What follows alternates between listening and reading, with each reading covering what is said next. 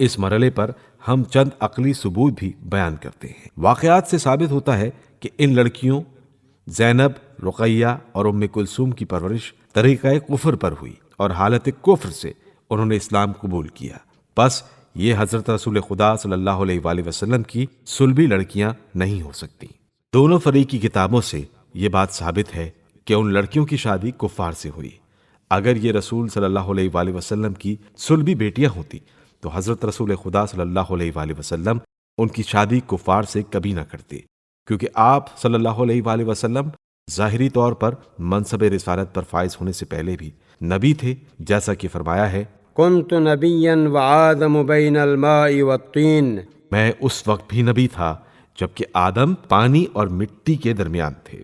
رقیہ، ام کلثوم اور زینب کا نکاح مشرکین عرب سے کیا گیا، ایک کا عتبہ ابن ابو لہب سے، دوسری کا عتیبہ ابن ابو لہب سے اور تیسری کا ابو العاص ابن ربی سے۔ لیکن حضرت فاطمہ زہرا سلام اللہ علیہا کا عقد اس اہتمام سے کیا گیا کہ حضرت ابو بکر اور عمر یکے بعد دیگرے خواستگار ہوئے، مگر آن حضرت صلی اللہ علیہ وآلہ وسلم نے منظور نہ کیا۔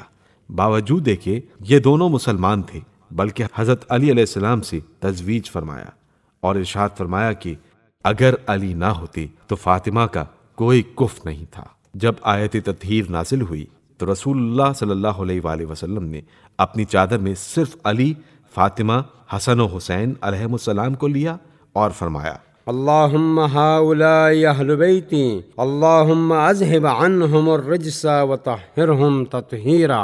خدایا یہ میرے اہل بیت ہیں، خدایا تو ہر قسم کی پلیدی کو ان سے دور رکھ اور انہیں پاک رکھ جس طرح کے پاک رکھنے کا حق ہے۔ اس کا کیا سبب ہے کہ اس چادر میں زینب اور ام کلثوم داخل نہ کی گئیں؟ کیا اس وجہ سے کہ زینب اور ام کلثوم دختران رسول صلی اللہ علیہ وآلہ وسلم تھی ہی نہیں؟ یا اس وجہ سے کہ زینب اور ام کلثوم میں مباہلے کے موقع پر پیش کیے جانے کی اہلیت نہ تھی؟ ان میں سے جو جواب بھی ہوگا ہمارے دعوے کے موافق ہے۔ جب آیت مودت قل لا اسألكم علیہ اجرا الا المودۃ فی القربى، آپ کہہ دیجئے کہ میں تم سے اس تبلیغ رسالت کا کوئی اجر نہیں چاہتا سوائے اس کے کہ میرے اقربا سے محبت کرو، نازل ہوئی تو اصحاب نے دریافت کیا کہ یہ کون لوگ ہیں کہ جن کی محبت ہم پر فرض کی گئی ہے؟ تو حضرت صلی اللہ علیہ وآلہ وسلم نے فرمایا وہ علی و فاطمہ اور حسن و حسین ہیں۔ اس روایت کو امام احمد ابن ابی حاتم، طبرانی، بغوی، کلبی، حاکم اور دیلمی نے بھی اپنی اپنی کتابوں میں درج کیا ہے۔ پس زینب اور ام کلثوم سے کیا خطا ہوئی تھی کہ ان کو ذوی القربہ میں نہیں لیا گیا اور نہ ان کی محبت اہل اسلام پر واجب کی گئی؟ کیا یہ دختران رسول نہ تھیں؟ اہل سنت کی تمام تاریخ اور احادیث کی کتابوں کا جائزہ لیں تو ان سب میں صرف جناب سیدہ کی فضیلت میں رسول خدا صلی اللہ علیہ وآلہ وسلم کی سینکڑوں حدیثیں نظر آتی ہیں، مگر رقیہ، زینب اور ام کلثوم کے متعلق کوئی ایک حدیث فضیلت بھی ایسی پیش کی جا سکتی ہے جیسی جناب سیدہ علیہ السلام کے متعلق ارشاد فرمائی گئی ہے۔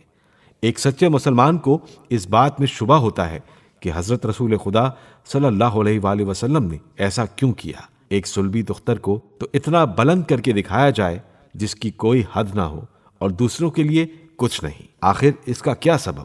یہ ایک فطری بات ہے کہ جب کسی کی اولاد دیکھتی ہے کہ ان کے ماں باپ کسی ایک بچے سے زیادہ محبت کرتے اور وقتاً فوقتاً اس کی تعریف کرتے ہیں تو انہیں شکایت پیدا ہو جاتی ہے اور وہ اپنے ماں باپ سے انصاف کے طالب ہوتے ہیں۔ اگر باپ سے نہیں تو ماں سے ضرور شکایت کرتے ہیں، اور اگر کسی وجہ سے ماں سے بھی نہیں کہہ سکتے تو اہل محلہ سے شکایت کرتے ہیں کہ ہمارے والدین یا صرف ماں یا باپ فلاں فرزند کو زیادہ چاہتے ہیں اور ہمیں نہیں چاہتے۔ لیکن تمام کتب کا جائزہ لینے کے بعد بھی حضرات اہل سنت اس بات کو ثابت نہیں کر سکتے کہ کبھی رقیہ، ام کلثوم یا زینب نے حضرت رسول خدا صلی اللہ علیہ وآلہ وسلم یا حضرت خدیجہ علیہ السلام سے اس ناانصافی کی شکایت کی ہو، یا کسی غیر ہی سے اشاروں میں یا کھلے بندوں اس کا کبھی ذکر کیا ہو۔ آخر یہاں یہ قانون قدرت کیوں بدل گیا اور فطری صفت جو ہر بچے میں پائی جاتی ہے زینب، رقیہ اور ام کلثوم سے کیوں زائل ہو گئی؟ کیا اس کا یہ سبب نہیں تھا کہ چونکہ وہ دختران رسول صلی اللہ علیہ وآلہ وسلم نہ تھیں، اس لیے شکایت کا کوئی موقع ہی نہیں تھا؟